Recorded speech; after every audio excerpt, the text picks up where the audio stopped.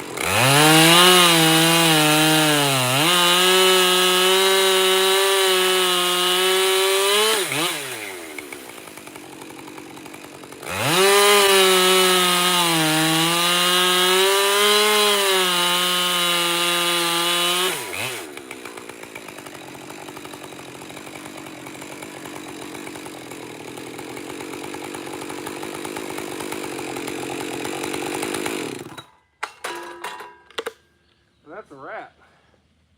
Woo. Nice little workout. Got all that processed. Made exactly pretty much one trailer full, which is not bad. A lot of it was really small diameter stuff. But regardless, got to keep everything flowing, keep everything moving, keep a mixture of small and big stuff. Like I said, we're gonna break this table down here, break this ramp down, and move everything back here a little bit more. We're gonna have some shade as well to process things, so we're not gonna be in the direct sunlight when we're running. There's a little processing setup thing here. It works pretty good if you load it right in the trailer, as you guys saw. Tried doing the conveyor system before and it didn't really work out too well. It needs to be refined more, but I think that exhaust is hot. Ooh. Anyways, that pretty much will do it for this one. Get the live stream going here. We're also running a video. As you can see, we got all that processed. That was over here. Bring you guys down some.